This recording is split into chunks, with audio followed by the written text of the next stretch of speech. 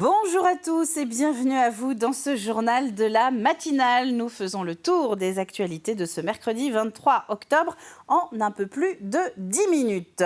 Plus rapide que la marche, accessible 24 heures sur 24, les trottinettes ont trouvé leur public dans les rues de La Roche-sur-Yon. Il y en a 100 à la location actuellement et qui sont en circulation. Elles sont réparties dans une trentaine de stations différentes. Un nouveau mode de circulation qui se décline aussi à l'achat. Résultat, les prix baissent et la vigilance est plus que jamais de mise. Louise Viagé.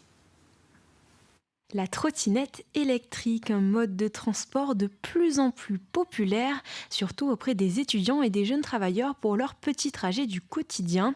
Chacun a acheté sa trottinette cet été à un prix plutôt abordable. J'ai préféré acheter une trottinette qui me coûte un peu moins cher.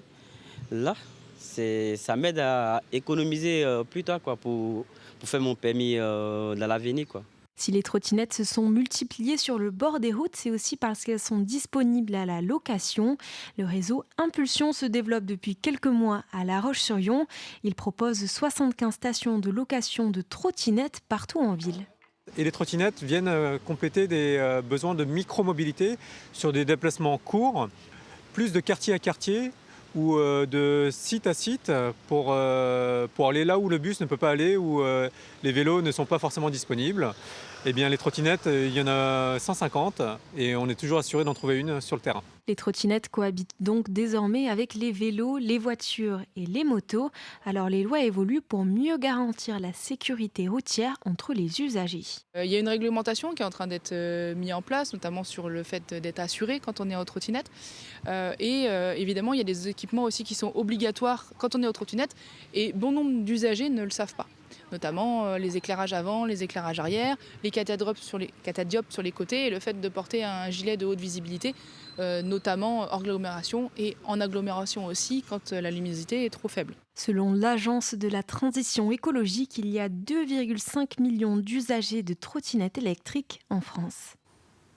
Et donc quasiment autant de trottinettes qui, à un moment, peuvent tomber en panne. Remplacer uniquement la batterie au lieu d'en racheter une entièrement neuve permet de réduire de près de 60% les coûts. Un marché exploité notamment par cet atelier de La Roche-sur-Yon qui voit ses ventes pour les trottinettes fortement augmenter. C'est un service qu'on a développé il y a quelques années déjà, qu'on faisait nous un petit peu en interne avec moi et mon associé. Et donc du coup, depuis 4 ans, on a embauché quelqu'un de qualifié qui avait les compétences nécessaires. Ceci continue à se développer. Depuis 2 ans, il y a une deuxième personne. Et effectivement, l'activité est croissante. Et on s'organise de mieux en mieux, voire différemment, pour pouvoir absorber un petit peu l'évolution de cette activité-là.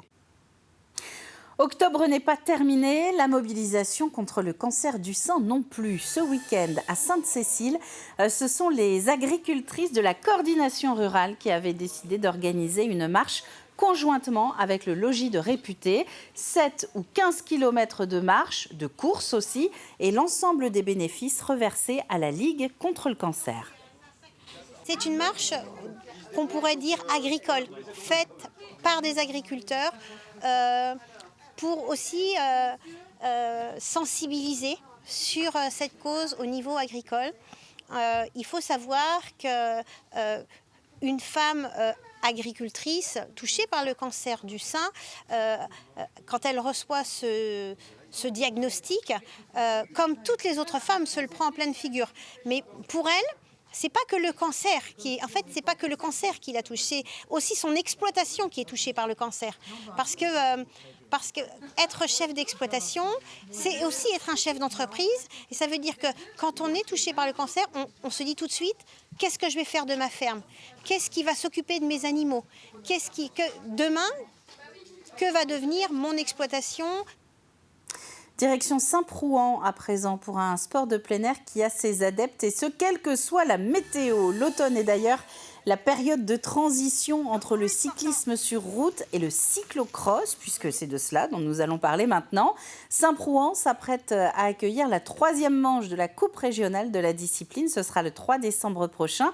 D'ici là, les enfants du club de Pouzauges multiplient sur place les sorties et bénéficient parfois même de la présence de pros. Alexandre Lenaour.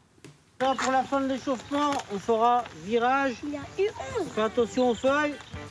Et dans la ligne droite, on accélère. Conditions pluvieuses, cyclocross heureux, même sous le déluge, pas question de rebrousser chemin, bien au contraire.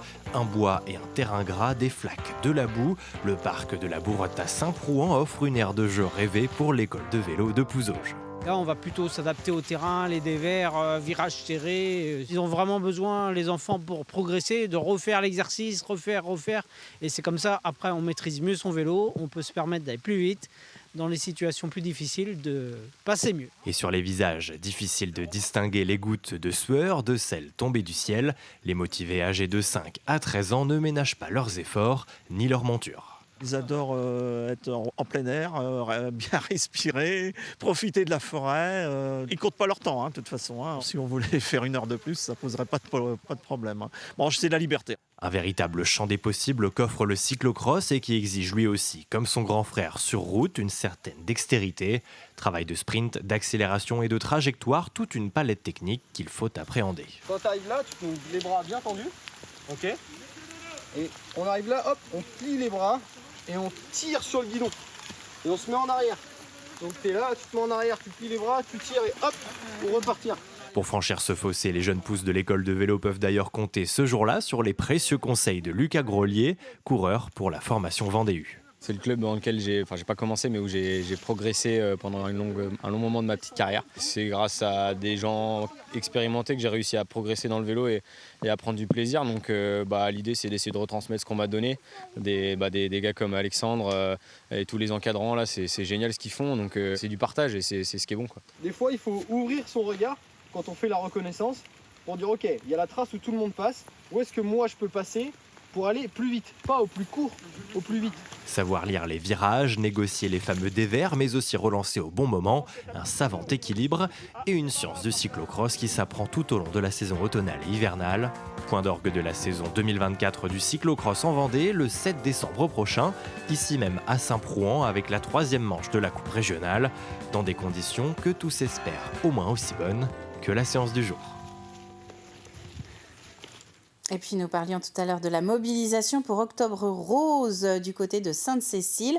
À Esnay, ce week-end, il y avait aussi 200 participants au championnat de Vendée d'orthographe. 200 courageux, donc, qui ont tenté samedi après-midi de se frotter aux pros des accros de l'accord, une association qui existe depuis 2005 en Vendée et qui compte aujourd'hui une 60aine d'adhérents.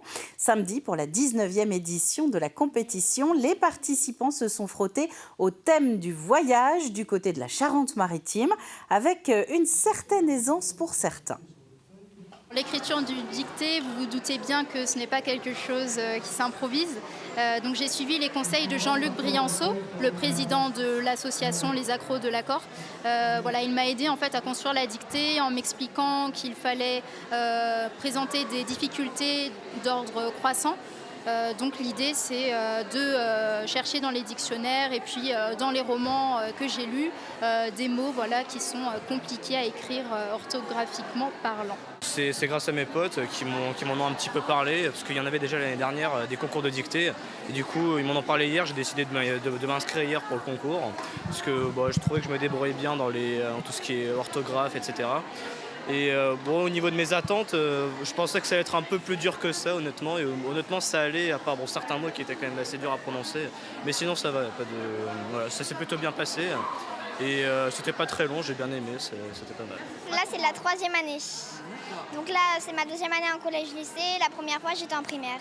En fait, c'est juste que j'aime bien écrire. Du coup, je pense que c'est lié. Et après, dans mon ancienne école, donc quand j'étais en primaire, on faisait des dictées tous les jours. Le lundi, on faisait les mots. Le lundi, les petites phrases. Le jeudi, un peu plus grand. Et le vendredi, on la dictée toute complète. Du coup, je pense que c'est aussi ça. Là, je vais voir les corrections, mais je pense que j'avais l'impression que c'était plus facile que l'année dernière.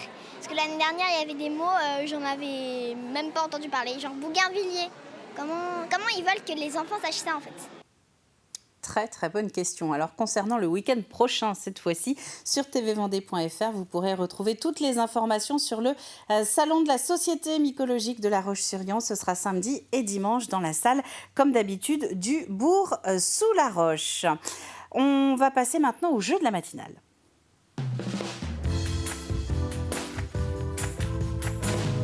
avec une nouvelle question qu'Aurélien a dû vous poser hier pour la première fois. En regardant les images qui vont suivre, vous allez me dire quel est le nom officiel de ce drakkar qui a été construit depuis 2 ans par des passionnés vendéens. Alors si vous êtes des fidèles de TV Vendée, on en a largement parlé au cours des derniers mois sur TV Vendée. On avait fait il y a quelques mois d'ailleurs un Vivez la Vendée à ce sujet. Quel est le nom officiel de ce drakkar construit depuis 2 ans par des passionnés vendéens? Vous allez pouvoir le retrouver dans la rade des Sables d'Olonne pendant tout le village du Vendée Globe. Il se pourrait même qu'il s'offre une petite sortie au moment du grand départ des skippers. Indice de ce jour, pour le nom, il fut le premier roi de Norvège à se faire baptiser catholique. Pour vous aiguiller, donc pour trouver le nom de ce drakkar, il fut le premier roi de Norvège à se faire baptiser catholique. Et à la clé, eh bien, c'est un kit très sympa de TV Vendée avec notamment un bonnet ou une casquette à l'effigie de la chaîne pour pouvoir se balader en toute...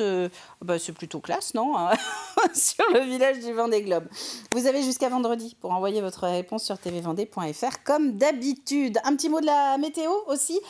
Pour ce mercredi, eh bien, ce sera un milieu de semaine sous le soleil avec un très beau soleil pour l'ensemble du département et ce du littoral jusqu'à l'intérieur des terres. C'est la fin de ce journal. On va se retrouver maintenant à 12h30 pour un prochain point sur l'actu vendéenne. D'ici là, très bonne matinée à tous sur TV Vendée.